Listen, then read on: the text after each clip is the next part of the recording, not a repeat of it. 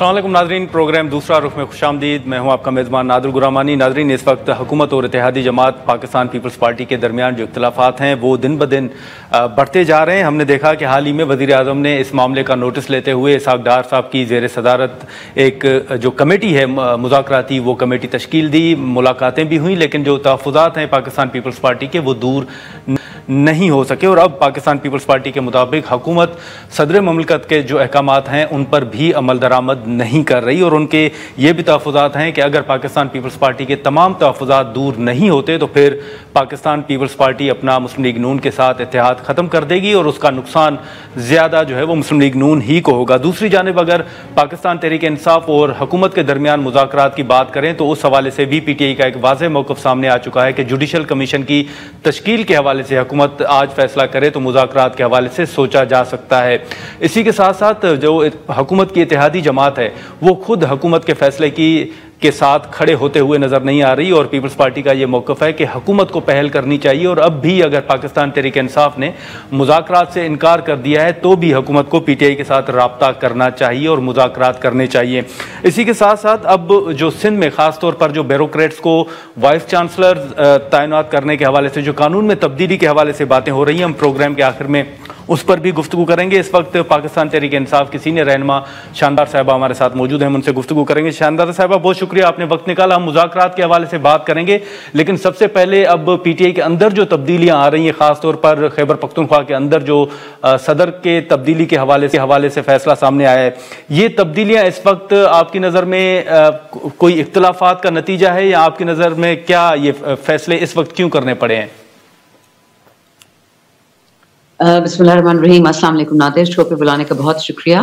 आपने बहुत इंटरेस्टिंग बातें की, मैं सबका जवाब वन बाय वन दूंगी, लेकिन जो PTI के लिए उससे ज्यादा जो पाकिस्तान के लिए सबसे अच्छी चीज हुई है, और ये आई एम सॉरी टू से बट ये काला धब्बा है करंट गवर्नमेंट फॉर्म 47 की भी हो, लेकिन माजरत के साथ इतनी इररिस्पॉन्सिबिलिटी और गैर जिम्मेवारी का मुजाहिरा कि 1 साल से पब्लिक अकाउंट्स कमेटी फाल नहीं हो सकी।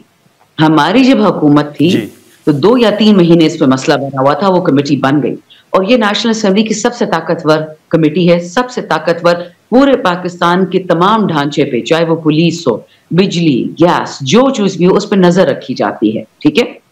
और इसको 12 महीने से फाल ना किया गया। This is an utter and complete failure of the current form 47 government. मैं से बदनीति भी कह सकती हूँ PTI के खिलाफ नहीं, पाकिस्तान के खिलाफ, लेकिन क्योंकि अनअपोज्ड जुनैद अकबर साहब को कर दिया गया। जुनैद अकबर उन लोगों में से हैं जो खान के डाई हार्ट्स में से हैं, जेलें खाई हैं, मारे खाई हैं, 3rd टाइम MNA है, लेकिन अगर आप उनका फाइनेंशियल हालत देखें तो यू विल अंडरस्टैंड कि व्हाई पाकिस्तान की पब्लिक अकाउंट्स कमेटी की चेयरमैन वो बना है। साफ सुथरा इंसान है, प्रिस्टीन इंसान है, लेकिन मैंने कहीं भी नहीं देखा कि ये खबर हो, ये बात कोई कर ही नहीं रहा कि पब्लिक अकाउंट्स कमेटी पाकिस्तान की होती है, वो PTI की नहीं होती है, वो गवर्नमेंट की नहीं होती है। और इस पे कोई, और सिर्फ इस बात होती है कि देखे ना KP क्या नाम है सदारत PTI की दे दी गई जुनैद को। आपने इसलिए भी अच्छा सवाल पूछा, मैंने आज से तकरीबन महीना 1.5 पहले ये बात कही थी कि हम PTI वाले जुनूनी हैं, जज्बाती हैं, हम हर जलसे में, हर चीज में CM को आगे कर देते हैं। अब वो चीफ एग्जीक्यूटिव है KP का, वो कितना कुछ कर सकता है। अगर आपको याद है, यही बात हुई थी जब उमर अयूब साहब को हटाया गया था सेक्रेटरी जनरल, या उन्होंने इस्तीफा दे दिया, जो भी था जो, और उसके बाद सलमान अकबर राजा को वेरी रिलक्टेंटली आगे, हालांकि वो तो नेशनल असेंबली में भी नहीं बैठते, लेकिन क्योंकि उमर अयूब साहब को 5 कमेटीज खाने दी हुई थी, वो क्या क्या करें। लीडर ऑफ अपोजिशन भी है, फाइनेंस के भी हेड है, पॉलिटिकल कमेटी में, पार्लियामेंट्री पार्टी में भी है वो कमेटी। अच्छा, इसी तरह अब अली अमीन साहब जेल भी गए, गायब भी किया गया, उनको कितना कुछ नहीं हुआ, उसमें कितनी कहानियां बनी, कितनी कंट्रोवर्सीज बनी। नहीं, लेकिन ये तब्दीली शानदार साहब आप देख रही हैं कि सिर्फ खैबर पख्तूनख्वा तक महदूद रहेगी, या मरकज में भी आप तब्दीली इस तरह की कोई देख रही हैं? मुझे तो लग रही है तब्दीली हर जगह होगी। मैंने सुना कि आज आलिया हमजा को भी कोई तंजीम में पंजाब में पोस्ट दे दी गई है, but I am not sure 100%, वो मैं कंफर्म करूंगी। एक्चुअली मैं हल्के में होती हूँ, सैटरडे संडे में ज्यादा न्यूज देखती नहीं हूँ माजरत के साथ, आपके साथ शो भी बहुत कम होता है हमारा।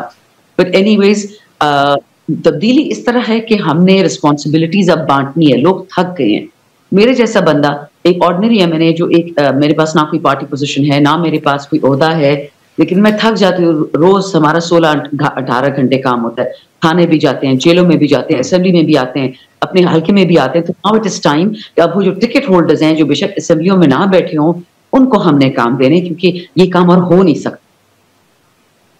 ٹھیک ہے, ٹھیک ہے. لیکن اب یہ جو مذاکرات کے حوالے سے بات ہے, ہم نے دیکھا کہ پاکستان تحریک انصاف نے سب سے پہلے مذاکراتی کمیٹی تشکیل دی تھی, اور آپ نے واضح طور پر کہا تھا کہ ہماری کمیٹی موجود ہے, اگر حکومت رابطہ کرنا چاہتی ہے تو کرے.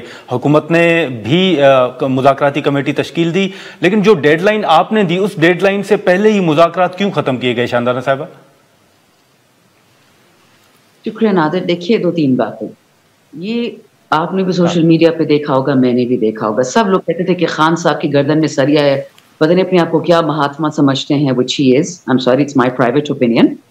اور یہ پاکستان کی وسیع تر مفاد میں کیوں مذاکرات نہیں کرتا, کیوں ڈیل نہیں کرتا؟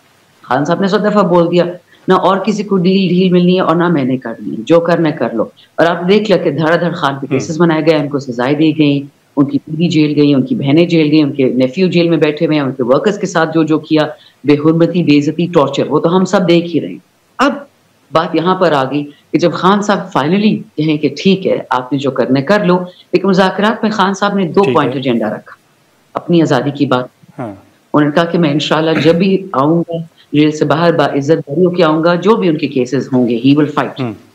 لیکن 2 شرائط, جو ہمارے بے گناہ بچے بچیاں, ہمارے بزرگ, چاہے وہ 2 سال پرانے ہیں, چاہے ابھی ہیں, چاہے وہ 9 مئی کے ہیں, 26 نومبر کے یا 4 اکتوبر کے, ان کو رہا کیا جائے. جو بے گناہ ہے, ہم بھیک نہیں مانگتے ہیں, جو گناہ کرتا ہے بے شک اس کو سزا ملے. بٹ پاکستان میں تو یہ آئرنی ہے کہ جو گناہ کرتا ہے اس کو پریزیڈنٹ اور پرائم منسٹر بنا دیتے ہیں, جو بے گناہ ہوتا ہے وہ جیل چلا جاتا ہے. سو اب یہ جو ایشو تھا, میں دیکھ رہی تھی خود, بیکاز میں تو نیگوشیٹنگ کمیٹی کا حصہ نہیں ہوں, and I am not a dove, I am not a hawk, I don't believe in negotiations with these people, لیکن خان کا فیصلہ تھا, میں نے رسپیکٹ کیا. اب اگر یہ مذاکرات نہیں ہوتے تو پھر یہ جو جوڈیشل کمیشن کی تشکیل ہے اور جو قیدیوں کی رہائی کے حوالے سے آپ کے 2 مطالبات ہیں, ان مطالبات پر پھر آپ کس سے بات کریں گے, کس سے رابطہ کریں گے؟ لیکن نادر صاحب, خان صاحب یہ جو نیگوسیشن سٹارٹ ہوا اس کو مہینے سے زیادہ ہو چکا ہے, ٹھیک ہے. گورنمنٹ 2 چیزوں پہ پیر گھسیٹ رہی ہے, فارم 47 والی. پہلے تو جو بے گناہ قیدی ہیں ان لوگوں کو نہیں رہا کر رہی ہے, تو مطلب یہ خان پہ پریشر ٹیکٹک استعمال کر رہے ہیں. اور اللہ بھلا کرے, سارے پاکستان میں ہمارے اس وقت جیل میں قیدی ہیں, یہ بے گناہ لوگ ہیں, اور وہ ہر دفعہ اپنی فیملی کو یہی میسج بھجواتے ہیں. مجھے کتنے خاندانوں نے کہا, میرے حلقے کے, کہ ہمارے بچوں نے کہا کہ خان تک میسج پہنچ جائے کہ آپ نے ہماری وجہ سے کمپرومائز نہیں کرنا, آپ ڈٹے رہے ہیں, آپ نے ڈیل نہیں کرنا. سو اگر نہیں بھی ہوتی نیگوسیشن اس پہ, ہمارے بچے بہت ہی نڈر ہیں الحمدللہ.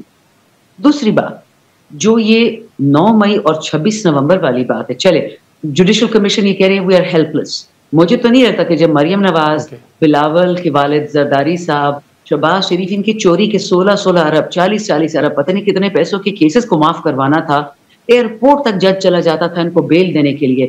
ایک اشتہاری نواز شریف پاکستان آ رہا تھا, اس کے لیے کیا کیا نہیں کیا گیا. اس کے لیے یہ انگوٹھا ریکگنیشن نہیں ہوتی ہائی کورٹ کے لیے, وہ بھی بندے پہنچ جاتے تھے ایئرپورٹ پہ, اور یہ اپنے آپ کو حکومت کہتے ہوئے جوڈیشل کمیشن نہیں بنا سکتے. چلو 26 نومبر کی سمجھ آتی ہے, ان لوگوں نے ہمارے بچوں پہ اندھا دھند نہایتوں پہ فائرنگ کی ہے. وہ تو ان کو نفرت ہے پی ٹی آئی سے اور پاکستانیوں سے, چمچے تو یہ جندال کے ہیں اور مودی ایٹسیٹرا ایٹسیٹرا. بٹ 9 میں جو یہ عمران خان کے کھاتے میں ڈالتے ہیں, ہمارے کھاتے میں ڈالتے ہیں کہ ہم نے 200 سے زیادہ فوجی تنصیبات پہ اٹیک کیا, اس سے کیوں ڈرتے ہیں؟ اس کی CCTV فوٹیج نکالیں, اس پہ جو 26 نومبر کے حوالے سے کمیشن تشکیل دینے کے مطالبے سے دستبردار ہونے کے لیے تیار ہیں, لیکن 9 مئی کی ہونی چاہیے. Not at all. میں آپ کو ایک بات بتا رہی ہوں کہ ان کی بدنیت اس سے ظاہر ہوتی ہے کہ جو قتل عام یہ ہمارے کھاتے میں ڈالتے ہیں اس پہ بھی کمیشن بنانے کو تیار نہیں ہے, تو پھر رہ کیا گیا بات کرنے کو بچے؟ There's nothing left. صحیح, ہاں ٹھیک ہے. نہیں تو پھر آپ کے پاس آپشنز کیا ہوں گے شاندانہ صاحبہ, پھر کیسے آگے بڑھا جائے گا, کیسے بات آگے بڑھے گی؟ پاکستان ہمارا, ہم سارے پاکستان میں گھومیں گے, ہم جلسے کریں گے, ہم جلوس کریں گے, ہم انٹرنیٹ پہ لڑیں گے, ہم کھل کے لڑیں گے, ہم اسمبلی میں لڑیں گے, ہم عدالتوں میں لڑیں گے, ہم تھانوں میں لڑیں گے. بچے لڑائی صرف ہاتھ پیر سے نہیں ہوتی ہے, جہاد بہت قسم کا ہوتا ہے, جہاد بالقلم, جہاد باللسان. ٹھیک ہے, لیکن شاندانہ صاحب آپ نے انٹرنیٹ پہ لڑنے کی بات کی, تو حال ہی میں آپ نے دیکھا کہ پیکا قوانین جو ہیں ان کی منظوری بھی ہوئی ہے قومی اسمبلی سے, اور وہ سینٹ میں بھی پیش ہوا ہے. تو اب تو اس کے حوالے سے سزائیں بھی ہیں کہ 3 سال قید کی سزا ہوگی اور 20 لاکھ روپے جرمانہ بھی ہوگا. دیکھیں جرمانے کے پیسے تو میرے پاس نہیں ہیں, اور بولنا یہ میرا بند نہیں کر سکتے, وہ مجھے اسلام نے, قانون نے, آئین نے اجازت دی ہے. ان کی جو سچ ان کو جس موقع پہ پسند آتا ہے اس سچ کو یہ, چاہے وہ جھوٹ ہو چاہے وہ کفر, اس کو یہ بیچتے. معذرت کے ساتھ میں تلخ باتیں کر رہی ہوں, بٹ یہ میرا ایکسپیرینس ان لوگ کے ساتھ ہے 8 سالوں کا. کسی کو خرید لو, نہیں جی خریدا تو نہیں تھا, وہ تو فلور کراسنگ اس نے کی ہے. کسی کو نہ خریدو, نہیں جی وہ تو غدار ہے. یہ ہر چیز پہ ان کی اپنی ایک آلٹرنیٹو ریالٹی ہے, اور اس کا لب لباب یہ ہے کہ جب تک مریم پی ایم نہیں بنے گی, بلاول پی ایم نہیں بنے گا, ہم ہر حربہ استعمال کریں گے, الیکشنز ریگ کریں گے, ڈفرنٹ قوانین بنائیں گے جسے لوگوں کو بولنے کی اجازت نہیں ہوگی. آج تو بولنا کا بند کرے, کل تو ہمارا جینا حرام کر دیں گے کہ سانس لینے کی اجازت بھی ان سے لینے پڑے گی. But does anyone in their right mind think کہ یہ انگریزوں کے سامنے یہ جو ان کا ہے معذرت کے ساتھ بوٹ پالش کا سسٹم وہ چلے گا؟ انگریز کو تو بہت شوق ہے فری اسپیچ کا, تو یہ لوگ اس کے ساتھ پھر کیسے چلیں گے؟ نہیں, لیکن وہ تو شاندانہ صاحبہ آپ کے اوپر تنقید کر رہی ہے, آپ کے جو سیاسی مخالفین ہیں, کہ آپ باہر بیٹھ کر پاکستان کے خلاف اور دیگر جو ممالک ہیں ان کو پاکستان کے اندرونی معاملات میں مداخلت کی دعوت دے رہے ہیں. معذرت کے ساتھ نادر صاحب, خان صاحب ان کے بارے میں بات کی تھی تو ان پڑھ ہیں, اور اوپر سے کوئی پڑھنے لکھنے کا شوق بھی نہیں ہے کہ انسان سیکھ لے, سیلف ایجوکیشن کرے. Internet is global. جی, باہر بیٹھ کے, میں تو باہر نہیں بیٹھی ہوں, میں تو پھینٹی یہاں لگاتی ہوں. شہریار افریدی ادھر ہی بیٹھا ہوا ہے, شیر افضل مروت ادھر ہی بیٹھا ہوا ہے, علی محمد ادھر ہی بیٹھا ہوا ہے, عاطف خان ادھر ہی بیٹھا ہوا ہے, شبیر قریشی ادھر ہی بیٹھا ہوا ہے. ہمارے سارے تگڑے Pakistani M N As, M P As, بچڑ صاحب, ہزار لوگ میں, عالیہ حمزہ, سنم جاوید, ختیجہ شاہ, میں آپ کو کون کون بتاؤں.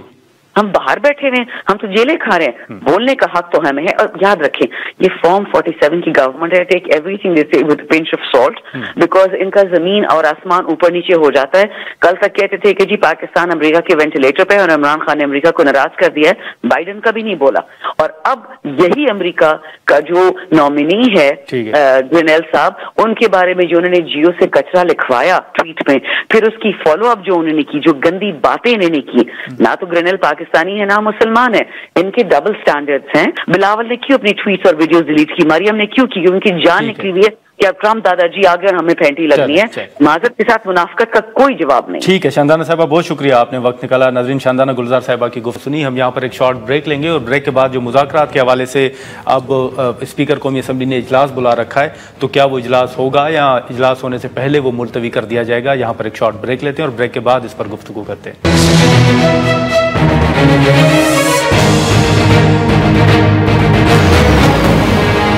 دوبارہ خوش آمدید. ناظرین, پاکستان تحریک انصاف کا مذاکرات کے حوالے سے موقف تو آپ کے سامنے ہے, لیکن اب اسپیکر قومی اسمبلی نے 28 جنوری کو جو اجلاس طلب کر رکھا ہے, اس حوالے سے ہم گفتگو کریں گے. حکومتی مذاکراتی کمیٹی کے رکن ہیں اعجاز الحق صاحب.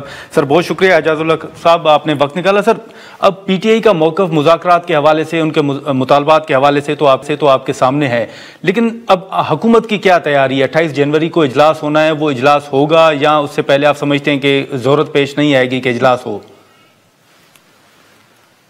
دیکھیے, بسم اللہ الرحمن الرحیم. سب سے پہلے تو یہ کہ اجلاس کے لیے نوٹیفیکیشن جاری ہو چکا ہے, اور 11:45 پر یعنی 28 جنوری کو میٹنگ کا ٹائم جو ہے وہ طے کر دیا اسپیکر صاحب نے.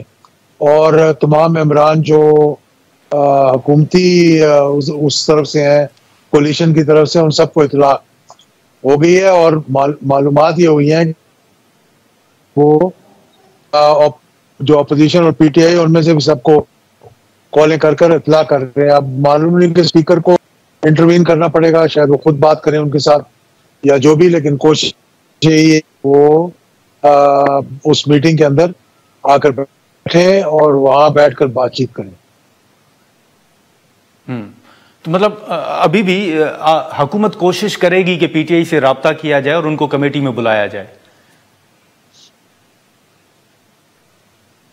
حکومت کوشش نہیں کرے گی, اسپیکر سے کوشش کریں گے, کیونکہ وہ ایک نیوٹرل بھی ہیں اور فیسیلیٹیٹر ہیں اس تمام مذاکرات کے, اور انہی سے پی ٹی آئی نے ریکویسٹ کی تھی, اور پھر انہوں نے حکومت کو راضی کیا اس بات پر کہ حکومت کمیٹی بنائے.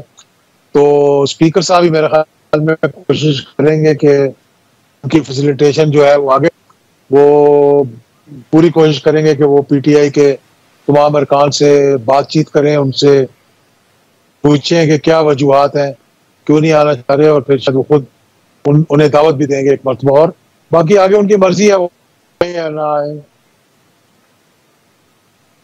ٹھیک ہے، لیکن اب جو ان کا اعجاز الحق صاحب ایک مطالبہ ہے کہ ہم نے 2 مطالبات رکھ دیے ہیں، اب جوڈیشل کمیشن کی حکومت تشکیل دے دے تو پھر مذاکرات کے بارے میں سوچا جا سکتا ہے. آپ سمجھتے ہیں کہ ان کی عدم موجودگی میں حکومت کوئی ان کے 2 مطالبات پر فیصلہ کر سکتی ہے، کوئی اعلان کر سکتی ہے؟ ابھی کو میٹنگ ہونی تھی، اس میں بہت سے خدشات تھے، میرے بھی خدشات تھے، اوروں کے بھی تھے. میں نے تیسری میٹنگ کے اندر بھی یہ سوالات اٹھائے تھے. کچھ لیگل لکوماز ہیں اس کے اندر، دیگر چیزیں ہیں جو بیٹھ کر طے کرنے والی ہیں. اگر اس کو یک طرفہ آپ نہیں سکتے، یک طرفہ آپ کے لیے ہم اعلان کر رہے ہیں، اس کے اندر کوئی قانونی پیچیدگیاں ان کو بیٹھ کے ریزالو کرنا ہے، بیٹھنا ہے، پھر اس کا اعلان کرنا ہے. تو جب تک بیٹھیں گے نہیں آپس میں تو میرا نہیں خیال کہ یک طرفہ حکومت اعلان کر دے گی جی کہ ہم جوڈیشل کمیشن بنا رہے ہیں. یہ نہیں، I don't think this is possible. لیکن اعجاز الحق صاحب، آپ کے سر کیا تحفظات تھے جو آپ جس کا آپ نے ذکر بھی کیا کہ آپ نے کمیٹی اجلاس کے دوران بھی اس کا اظہار کیا تھا؟ میرے تحفظات تھے جس کا میں نے ذکر کیا، جس پہ بہت سے ٹرولنگ بھی کی انہوں نے اور ناراض بھی ہوئے. یہ نہیں پتا کہ ان کا ہمدرد کون ہے اور کون ان کے فائدے کی بات کر رہا ہے، کون ان کے نقصان کی بات کر رہا ہے. میں نے یہ کہا تھا کہ پہلی بات تو یہ کہ آپ نے کہا کہ یہاں پر حکومت بیٹھ کر طے کرے گی کہ کون سے 3 ججز ہونے چاہیے، یعنی سینئر موسٹ یا چیف جسٹس اور 2 جج ہونے چاہیے.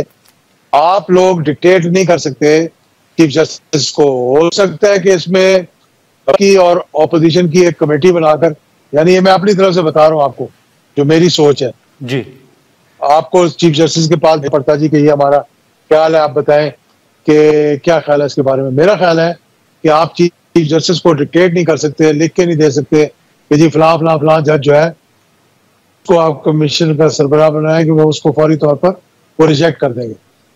دوسری یہ تھی کہ جو کیسز سب جوڈس ہیں ان کے اوپر ایک اور کمیشن بن سکتا ہے کہ نہیں بن سکتا، کیونکہ 9 مئی یہ تو تقریباً کنکلوڈ ہی ہو چکے ہیں، اور جو 26 اکتوبر کے ہیں ان پہ بھی 17 لوگوں کے خلاف کیس چل رہا ہے. تو یہ چیزیں جو بیٹھ کے ڈسکس کریں کہ بھئی کیا راستہ کیسے نکال سکتے ہیں. آئے ہم کمیشن بناتے ہیں، لیکن سر کل کا تو اعجاز الحق صاحب آخری دن ہے نا، 28 جنوری کو تو اجلاس ہونا ہے کمیٹی کا. تو وہ جو سب کمیٹی بنی تھی یا جو ان مطالبات پر اپنا جواب تیار کر لیا ہے سر؟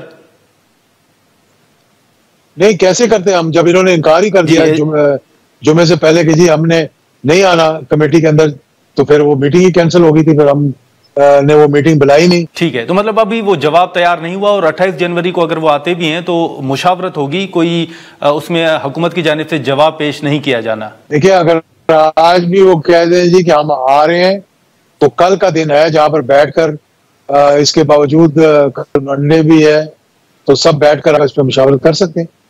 لیکن اگر وہ بتائیں گے نہیں، اچھا کہہ نہیں رہے، تو پھر تو مطلب ہمارے بھی جانے کا بس بنتا ہے ہم جائیں. ٹھیک ہے، لیکن اعجاز الحق صاحب جو اس وقت پاکستان تحریک انصاف نے جیسے سب سے پہلے انہوں نے کمیٹی تشکیل دی تھی، مذاکرات کے حوالے سے ایک اشارہ دیا یا انہوں نے کہا کہ حکومت ہماری کمیٹی موجود ہے، حکومت رابطہ کرے، پھر اچانک ان کی جانب سے مذاکرات سے انکار کی وجہ آپ کو کیا سمجھ آ رہی ہے؟ دیکھیں انہوں نے جب کمیٹی بنائی تھی نا تو انہوں نے اسپیکر سے ریکویسٹ کہ ہم نے کمیٹی بنا دی، اب آپ کی بھی کمیٹی ہونی چاہیے. جو میری معلومات ہیں اس میں تھوڑی بہت غلط بھی ہوں میں. پھر اسپیکر نے انسسٹ کیا، گورنمنٹ کے ساتھ میٹنگ کی، انہوں نے کہا کہ یہ بہت اچھا اسٹیپ فارورڈ، تو کمیٹی ہونی چاہیے. پھر حکومت نے بھی کمیٹی کا اعلان کر دیا. تو جب یہ بن گئی کمیٹی تو اتنی اسٹبرنس کس چیز کی مجھے سمجھ نہیں آ رہی کہ بھائی 2 دن انتظار کیے بغیر ہم نے 2 میٹنگز پہلے کی اور تیسری میٹنگ میں حتمی اس کو جو ہے شکل دینی تھی. اس کے بعد حکومت سے ارکان نے جا کے حکومت کے ساتھ بیٹھ کر مشاورت کرنی تھی، پھر واپس آ کے 28 تاریخ کو ان کے سامنے رکھتے اپنا جو خط لکھا تھا اور پھر اس پہ بیٹھ کر بات چیت کرتے. اگر ہماری طرف سے کچھ نقطہ اٹھایا جاتا تو وہ اس پہ اس کو رد کر سکتے تھے. اگر وہ کہتے نہیں آپ یہ کر سکتے ہیں، کہتے جی قانونی طور پہ یہ پاسبل ہے تو ہم بھی بات کر سکتے ہیں. ہو سکتا ہے کہ مشترکہ طور پر نہیں، لیکن لائے عمل بن جاتا اور ہم آگے کی ہاں نہیں لیکن اعجاز الحق صاحب جیسے آپ نے ذکر کیا سر کہ انہوں نے کمیٹی بنائی, اسپیکر سے رابطہ کیا اور انہوں نے بھی کمیٹی بنا دی, تو آپ کو پھر اب کہیں آپ کا تجربہ کیا کہتا ہے, کہیں ایسا تو محسوس نہیں ہو رہا حکومتی مذاکراتی کمیٹی کو کہ اب پی ٹی آئی کے اسٹیبلشمنٹ کے ساتھ شاید رابطے بحال ہو گئے, اسی وجہ سے وہ سیاسی جماعتوں کے ساتھ نہیں بیٹھنا چاہتے؟ میں تو کہتا ہوں اللہ کرے کہ ان کے رابطے بحال ہو جائیں تو کوئی مسئلے کا حل نکلے. اگر رابطے بحال بھی ہوں گے تو یہ دیکھیں نا, مارشل لا تو نہیں ہے ملک کے اندر کہ آپ ان کے ساتھ بیٹھ کے مذاکرات کریں گے, نہ وہ ان مذاکرات کے اندر آ کے بیٹھ سکتے ہیں. بیک ڈور رابطے اگر ہوں گے تو وہ وہی کردار ادا کریں گے جو اسپیکر کر رہے ہیں, بھائی ہاں آپ بیٹھ جائیں, آپس میں بیٹھ جائیں, آپس میں بیٹھ کر معاملات کو طے کر لیں, تھوڑا بہت فلیکسیبلٹی آپ دکھا دیں, تھوڑی وہ دکھا دیں گے, آپ آگے کی طرف چلیں. فیصلہ جو بھی ہونا ہے وہ مذاکراتی ٹیبل کے اوپر ہونا ہے, چاہے بیک ڈور کسی کے ساتھ بھی رابطے ہوں. اگر ٹرمپ بھی کہے گا نا جی کہ کچھ کریں, ایسے ایک ایگزامپل دے رہا ہوں جی, میں کہہ رہا ہوں اگر ٹرمپ بھی کہے گا نا کہ کوئی مذاکرات کو آگے لے کر چلے, تب بھی یہ مذاکراتی کمیٹی کے ذریعے جائے گا وہ. اچھا چلیں اعجاز الحق صاحب بہت شکریہ سر, آپ نے وقت نکالا. ناظرین اعجاز الحق صاحب کی گفتگو آپ نے سنی اور انہوں نے بڑی اہم بات کی کہ ابھی بھی اسپیکر قومی اسمبلی سردار ایاز صادق صاحب کی جانب سے جو حکومت کی طرف سے وہ رابطہ کیا جائے گا پاکستان تحریک انصاف کے ساتھ, کیونکہ وہ اس میں اہم کردار ادا کر رہے ہیں, انہی کی قیادت میں یہ جو مذاکرات ہیں وہ ہو رہے ہیں. تو اب بھی آخری مرتبہ پھر پی ٹی آئی کے ساتھ رابطہ کر کے ان کو 28 جنوری کو ہونے والے اجلاس میں شرکت کی دعوت دی جائے گی. پھر اس کے بعد دیکھا جائے گا کہ پی ٹی آئی اسپیکر کی بات مانتی ہے یا نہیں. ہم یہاں پر ایک شارٹ بریک لیتے ہیں اور بریک کے بعد جو دیگر ایشوز ہیں ان پر گفتگو کرتے ہیں.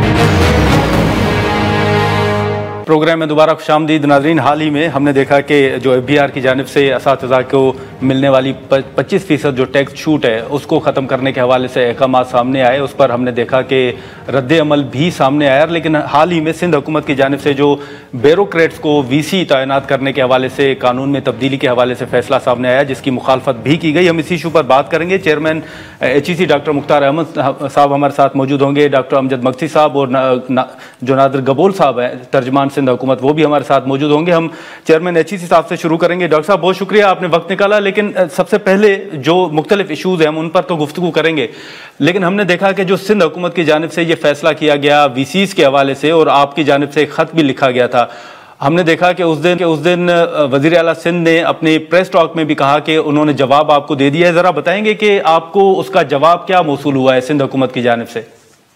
بسم اللہ الرحمن الرحیم. جی وہ میرا خیال ہے کل ہمارے آفس کو ایک لیٹر آیا ہے, میں نے ابھی نہیں دیکھا. انشاءاللہ کل منڈے کو آفس میں جا کے چیف منسٹر صاحب کے ساتھ ہماری کمیونیکیشن ہوتی رہتی ہے. اس کو I don't know how it happen کہ لیٹر ان تک پہنچنے سے پہلے سوشل میڈیا میں چلا گیا اور میں اس کی انکوائری بھی کرا رہا ہوں.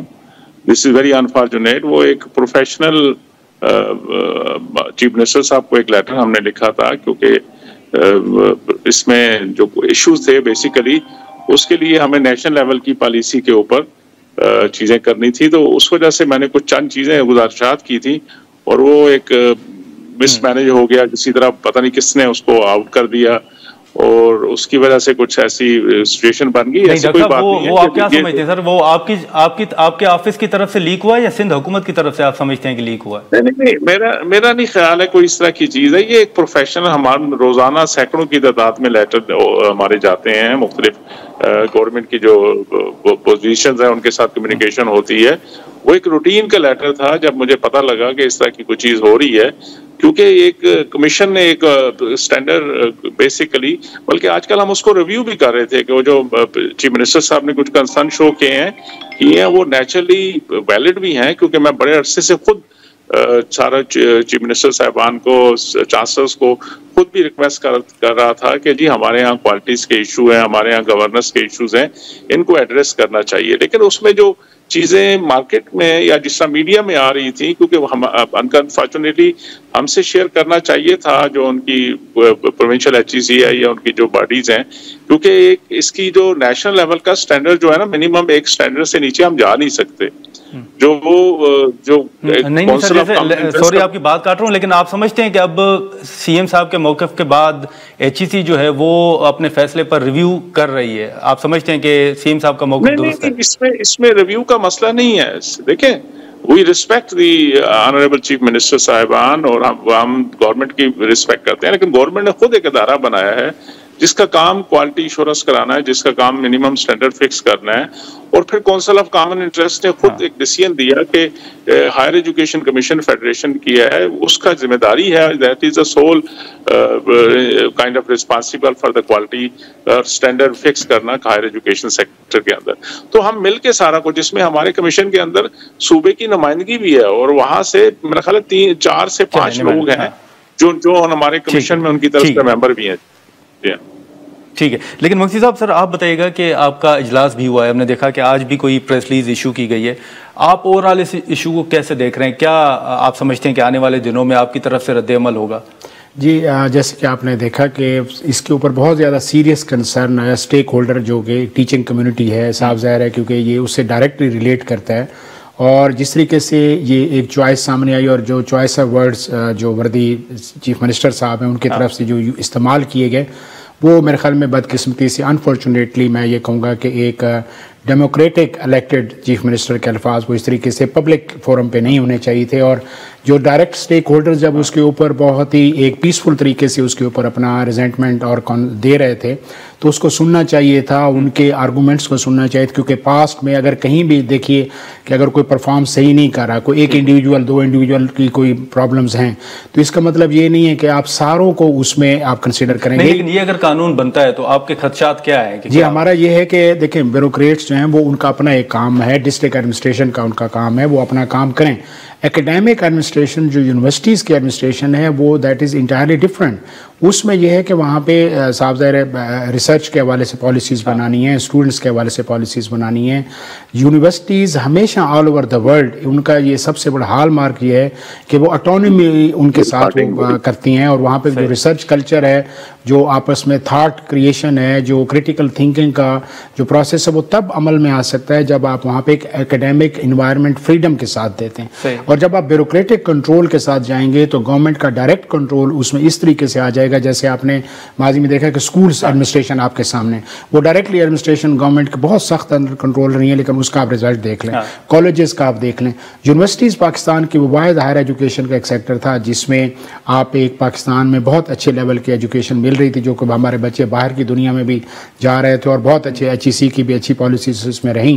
لیکن اگر آپ ڈائریکٹلی بیوروکریٹس کے ذریعے اس کو کنٹرول کریں گے تو کنسرن یہی پایا جاتا ہے، اور بہت سیریس کہ اگر انہوں نے اسی بیوروکریٹک مائنڈ سیٹ کے ساتھ، مطلب ہم بیوروکریٹس کو اپریشیٹ کرتے ہیں، بہت اچھا کام، لیکن ہر بندے کا اپنا کام ہوگا. میں یہاں پہ ایک اور بات کرنا چاہوں گا کہ کیا کہیں پہ سول ایڈمنسٹریشن جو وزیر اعلیٰ سندھ صاحب کی اگر فیل ہو جائے، اور اگر وہاں پہ ہو کہ اس کی جگہ پہ دوسرے اداروں کو موقع دیا جائے، تو کیا سی ایم صاحب اپنی کسی بھی ڈسٹرکٹ ایڈمنسٹریشن یا ڈی سی کے فیلئر کو موقع دیں گے کہ وہاں پہ کسی اور ادارے کے افسر کو لگا دیا جائے؟ میرا یہی سوال ہے. ٹھیک ہے، لیکن غبول صاحب آپ نے سر گفتگو سنی، آپ کیا سمجھتے ہیں کہ سندھ حکومت کو کیوں یہ ضرورت پیش آئی کہ یہ قانون جو ہے اس میں تبدیلی کی جائے؟ ایچ ای سی کے تحفظات آپ کے سامنے، جو کنسرن یا جو باقی لوگ ہیں ان کے تحفظات آپ کے سامنے، سندھ میں جو احتجاج ہو رہا ہے وہ آپ کے سامنے. دیکھیں پہلی بات تو یہ ہے کہ اس لا کے بعد ضروری نہیں ہے کہ بیوروکریٹ ہی کسی یونیورسٹی کا وائس چانسلر بنے گا. اس میں یہ ہے کہ جو پی ایچ ڈی کی ریکوائرمنٹ ہے اس میں امینڈمنٹ پرپوز کی گئی ہے، اور مقصد یہی ہے کہ جو best man for the best job ہے، جو رائٹ فٹ ہوگا کسی بھی یونیورسٹی کے لیے، اس کو ہی ظاہر سی بات ہے سی ایم صاحب لگائیں گے. اور سی ایم صاحب خود is very sensitized to the quality of education. دیکھیں میں اپنی اگزامپل آپ کو دیتا ہوں. میں نے پہلے بیچلرز یہاں پہ I B institute of business administration Karachi کا ایک نامی گرامی یونیورسٹی ہے، وہاں سے میں نے حاصل کی، اور اس کے بعد پھر ماسٹرز میں نے امریکہ سے حاصل کیا. حالانکہ آئی بی اے پاکستان کا نمبر 1 بزنس اسکول ہے، اور امریکہ میں جس یونیورسٹی سے میں پڑھا ہوں وہ ٹاپ 20 میں آتا تھا اس وقت 16 یا 17. مگر زمین آسمان کا فرق تھا. جو ہمارے دیگر دو پینلسٹ جو بھائی آج فرما رہے تھے، بالکل میں اگری کرتا ہوں. یونیورسٹی کا کام ہے to encourage critical thinking, problem solving, analysis. نہیں لیکن قبول صاحب آپ کیا سمجھتے ہیں کہ جو سی ایم صاحب نے اس دن ہیراسمنٹ کی بات کی, پرفارمنس کی بات کی, وہ سندھ کے اندر کتنی یونیورسٹیز ہیں جو آپ سمجھتے ہیں کہ وہاں پر سندھ حکومت کو واقعی چیلنج جو ہے وہ موجود ہے؟ کون سی یونیورسٹیز ہیں سب سے زیادہ جہاں پر یہ ہیراسمنٹ ہو گئی یا پرفارمنس ہے ان سے سندھ حکومت خوش نہیں ہے؟ لیکن سی ایم صاحب نے کسی اسپیسیفک یونیورسٹی کی بات نہیں کی, ان کے پاس ظاہر سی بات تمام یونیورسٹیز کی رپورٹس جاتی ہے, بٹ اوور آل ایک جنرل سینس ہے کہ یونیورسٹیز کی جو کوالٹی ہے, جو ایجوکیشن اور جو کریٹیکل تھنکنگ کی بات کی جا رہی ہے, لیکن ڈگری تو صرف دینا یونیورسٹی کا کام نہیں ہے. اگر صرف ڈگری کام ہوتا تو پھر وہ جو ایگزیکٹ اسکینڈل ہوا تھا جس سے جعلی ڈگریز ایکسپوز ہوئی تھی, آج کل آپ کو پتہ ہے پوری دنیا سے کہیں بھی آپ بیٹھ کے آن لائن فیس دے کے جعلی ڈگری انفارچونیٹلی لے سکتے ہیں. مگر ہمیں صرف ڈگریاں نہیں دلوانی ہے, ہمیں بچوں کو ریڈی کرنا ہے for the work force of the 21st century, specifically 2025, جہاں پہ کریٹیکل تھنکنگ اور ریئل ورلڈ ایکسپیرینسز کو زیادہ انکریج کیا جاتا ہے انسٹیڈ آف روٹ لرننگ, یا آپ صرف رٹ کے چلے جائیں اور ڈگری لے کر آ جائیں. تو اوور آل جو ایک سیٹسفیکشن لیول ہے یونیورسٹیز کا وہ اتنا کوئی خاص نہیں تھا, اور اس میں ہم تبدیلی لانا چاہ رہے ہیں. اینڈ سی ایم صاحب آپ ٹھیک ہے, لیکن ڈاکٹر مختار صاحب سر آپ کیا سمجھتے ہیں کہ جو سی ایم صاحب نے یہ نقطہ اٹھایا ہے کہ ہیراسمنٹ اور پرفارمنس کا ایک ایشو, یہ کیا ایچ ای سی کو بھی کبھی کوئی اس طرح کی شکایات موصول ہوئی ہیں؟ اور بطور چیئرمین ایچ ای سی آپ کو اگر بیوروکریٹس کو وی سی لگایا جاتا ہے تو آپ کے کنسرنز کیا ہیں, کیا خدشات ہیں؟ دیکھیں ہم چیزوں کو مکس کر رہے ہیں. سر میں درد ہو نا جی تو سر کا علاج کرتے ہوتے ہیں, سر نہیں کاٹتے. ٹھیک ہے, اگر کہیں پہ کوئی ایشو ہوا ہے تو بالکل ایڈمنسٹریٹو. دیکھیں ایک تو بنیادی بات بتاؤں, اس سارے پروسیس میں جہاں صوبوں میں وائس چانسلر سلیکٹ ہوتا ہے یا سرچ کمیٹیاں بنتی ہیں, پرٹیکولرلی سندھ کی بات بھی کر لیتے ہیں, ایچ ای سی کبھی بھی نہ کبھی ویسے ایچ ای سی سے میں سمجھتا ہوں لینی چاہیے ان پٹ, کیونکہ ساروں کے ساتھ ہم ڈیل کرتے ہیں, ہم ان کو فنڈنگ دیتے ہیں, ہم ان کو پروجیکٹ دیتے ہیں ساری یونیورسٹیوں کو, ہمیں اندازہ ہے کہ کون سے وائس چانسلر صاحب ڈیلیور کر سکتے ہیں کون سے نہیں کر سکتے. ہم سے بے شک کانفیڈینشیل رپورٹ لینی چاہیے تاکہ اس طرح کے ایشو نہ آئے, اور ہمارے بھی کچھ اس طرح کے کنسرن ہیں کئی جگہوں پہ, لیکن وہ ہمارے ایڈمنسٹریٹو کنٹرول نہیں ہے, ہم تو کوالٹی اسٹینڈرڈ فکس کرتے ہیں. ٹھیک ہے. نمبر 2 جو آپ نے بتایا ہے کہ بیوروکریٹ, میں آ رہا ہوں بیوروکریٹ کا اگر وائس چانسلر بننا ہے, مسئلہ بیوروکریٹ نہیں یا نان بیوروکریٹ کے نہیں ہے. دنیا بھی وائس چانسلر بنتے ہیں, باہر سے لوگوں کو اٹھاتے ہیں, لیکن کبھی بھی ایڈمنسٹریٹو اس طرح کے لوگ انوالو نہیں ہوئے.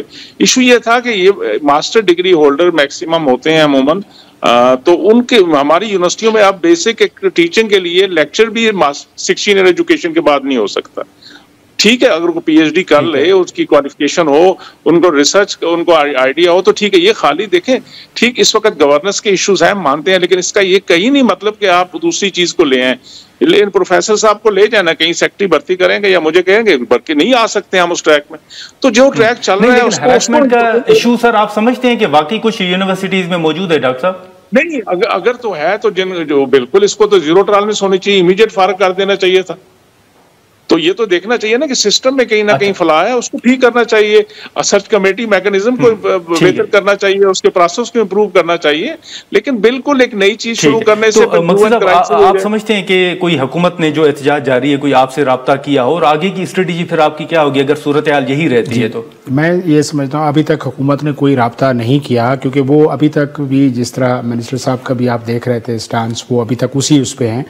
اور وہ جیسے چیئرمین صاحب بھی فرما رہے تھے کہ اگر کہیں پہ پرابلم ہوتا ہے تو اس پرابلم کو وہاں ایڈریس کیا جاتا ہے, نہ کہ اوور آل ریویمپنگ ہوتی ہے. مثال اگر میں وہی بات کروں, ڈسٹرکٹ ایڈمنسٹریشن میں اگر ایک سیکٹری اگر پرفارم نہیں کر رہا تو آپ کسی ہائر بینکر کو اٹھا کے تو سیکٹری فائنانس لگائیں گے, یا سیکٹری آپ ایجوکیشن لگائیں گے, یا سیکٹری ہیلتھ لگا دیں گے بہت ٹاپ کسی میڈیکل پروفیشنل کو. بات یہ ہوتی ہے کہ جو جس طرح فرما رہے تھے کہ وہاں پہ اگر آپ نے پی ایچ ڈیز کو ہائر کرنا ہے فار ٹیچنگ پروفیشن, اور ان کے اوپر آپ ایک نان پی ایچ ڈی کو جب لے کے جاتے ہیں تو وہ بہت ساری ایسی چیزیں ہوتی ہیں جو کمپرومائز ہوتی ہیں, اور اسی کے اوپر یہی آج دیکھیں 1 ہفتے سے زیادہ یونیورسٹیز بند ہیں, کیونکہ بہت سیریس کنسرن آ رہا ہے وہاں پہ اسٹوڈنٹس کا. کل پریس کانفرنس بھی ہے, کیونکہ اس کے اوپر ہمارا یہی ہے کہ اور وہی والی بات ہے کہ اسٹیک ہولڈرز کو اعتماد میں لیے بغیر جب آپ پالیسیز بناتے ہیں تو یہ بہت ان ڈیموکریٹک نہیں. لیکن اگر صورتحال یہی رہتی ہے تو پھر آپ کی اسٹریٹجی کیا ہوگی؟ آپ کو یہی لگتا ہے ہم کہ اس کو ریزسٹ کریں گے. جی بالکل, اگر وہ نہیں بھی دکھاتے تو ہمارا اس کے اوپر پورا, کیونکہ قومی ادارے ہیں, یونیورسٹیز کسی کے وہ ذاتی اس میں ہم نے صاحب یہاں پہ سرو کرنا ہے, اور اگر یہ بیوروکریٹک کنٹرول کے ذریعے اگر اس طریقے سے حکومت کنٹرول کرنا چاہتی ہے بیسکلی, اور وہ بھی سندھ جیسی پیپلز پارٹی کی حکومت اگر یہ والے ایکشن نیشنلائز کیا 1970s میں, اس کا آپ آفٹر ایفیکٹس دیکھیں کہ کس طریقے سے پھر خود ریورس کرنا پڑا.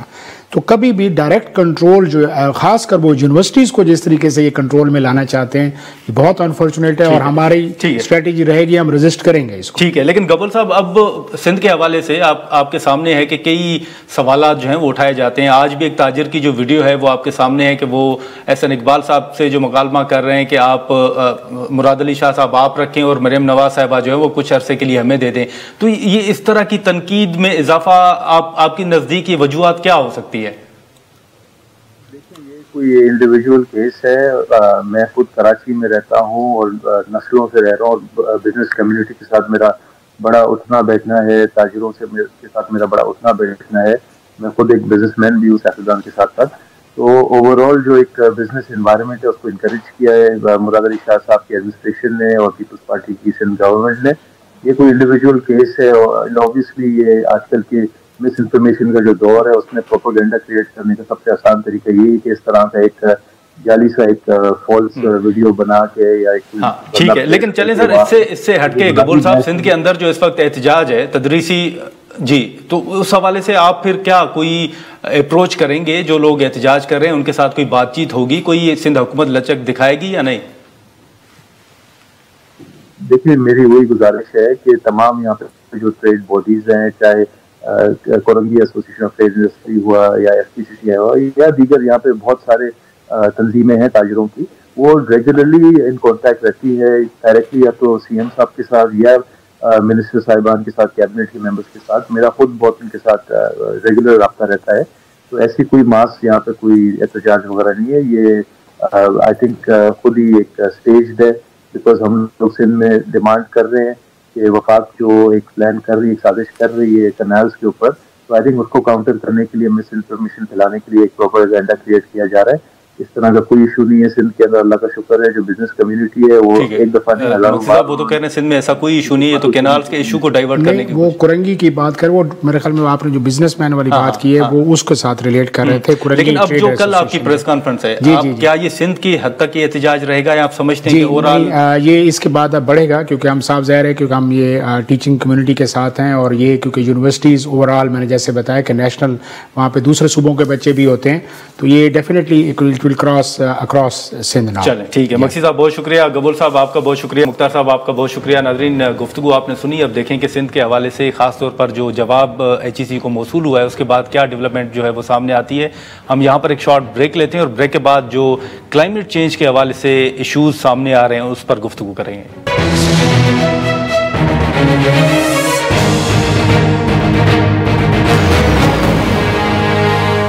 پروگرام میں دوبارہ خوش آمدید. ناظرین, اس وقت ڈان نیوز کی جانب سے جو بریتھ پاکستان کے نام سے ایک آگاہی مہم شروع کی گئی ہے کہ موسمیاتی تبدیلیوں کے حوالے سے جو چیلنجز ہیں یا ان کے اثرات سے کیسے بچا جائے, اور اس حوالے سے ایک اہم کانفرنس جو ہے وہ بھی ہونے جا رہی ہے. ہم اسی ایشو پر بات کریں گے.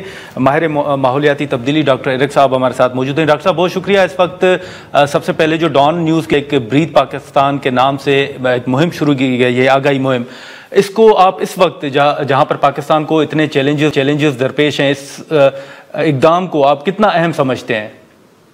جی نادر, بہت شکریہ, آپ اس گفتگو کو آگے لے کے جا رہے ہیں. میں سمجھتا ہوں کہ بہت ضروری ہے کہ کلائمیٹ چینج کے اوپر اویئرنیس شروع کی جائے, جو صرف یہ نہیں کہ پارلیمان کے اندر ہو, جو وکالتوں کے اندر ہو, یہ گراس روٹ لیول سے لے کے اکراس دا بورڈ اس ٹاپک پہ گفتگو کی جانی ہے. تو یہ بڑا ایک اچھا یہ ایک فیصلہ ہے, اور آج سے اور ڈان نیوز نے اور سارے میڈیا آرگنائزیشنز نے اس چیز پہ گفتگو بڑھانی چاہیے, تاکہ یہ جو ٹاپک ہے یہ ہر ایج کے انسان اس ٹاپک پہ بات کرے. اور جو ہم ملک کے حالات آج کل دیکھ رہے ہیں, سیاسی ہوں یا اکانومی کے ہوں, تو کلائمیٹ چینج اس سے بڑا ایفیلیٹڈ ہے, بہت اس سے ہیویلی لنکڈ ہے. تو اس پہ ضرور اس کو سیاست سے, اکانومی سے اس کو لنک کیا جانا چاہیے, اور اکراس دا بورڈ اس پہ بات کرنی چاہیے.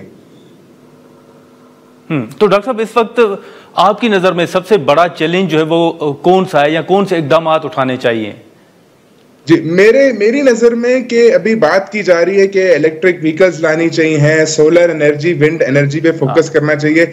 मेरी नजर में मैं समझता हूं कि सबसे ज्यादा जो गरीब तबका है वो क्लाइमेट चेंज के जो उसके सारे डेंजर्स हैं उससे इफेक्ट हो रहा है, और लोकल गवर्नमेंट पे इन्वेस्टमेंट नहीं हो रही। पार्लियामेंट बड़ी जबरदस्त नाम की पॉलिसीज निकाल रही हैं जो काफी हमारी अदालतों में काफी अच्छे जजमेंट्स आ रहे हैं क्लाइमेट चेंज के ऊपर, लेकिन जो ग्रास रूट लेवल पे जो सबसे ज्यादा जो गरीब तबका इफेक्ट होता है उस पर कोई इन्वेस्टमेंट ही नहीं की जा रही।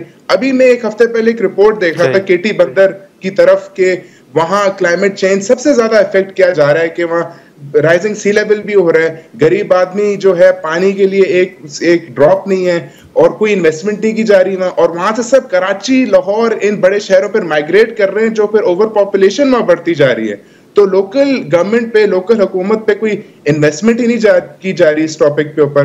तो मैं समझता हूँ कि गरीब आदमी सबसे ज्यादा इससे इफेक्ट हो रहा है, उनका मकान, शेल्टर दिया ही नहीं जा रहा, और ये बेसिक नेसेसिटीज है।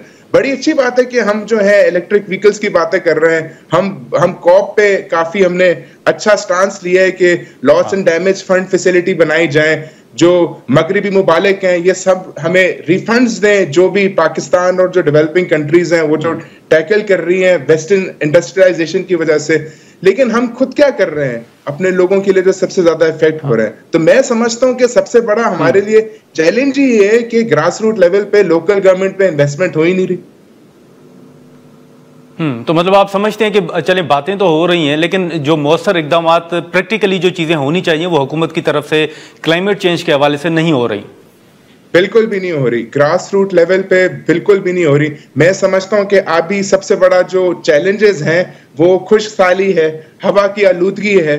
मैं समझता हूं कि हवा की आलूदगी की वजह से काफी जगह कार्डियोलॉजिस्ट वाले जो सारे प्रॉब्लम्स हैं वो बढ़ते जा रहे हैं, और अभी एक रिपोर्ट रिसेंटली आई है कि हार्ट अटैक्स जो हैं वो काफी बढ़ गए हैं उसके हवा की आलूदगी की वजह से, और रेस्पिरेटरी प्रॉब्लम्स लोगों को आगे बढ़ती जा रही है, जो लॉन्ग टर्म उनको हार्ट प्रॉब्लम्स आगे सामने आ सकते हैं।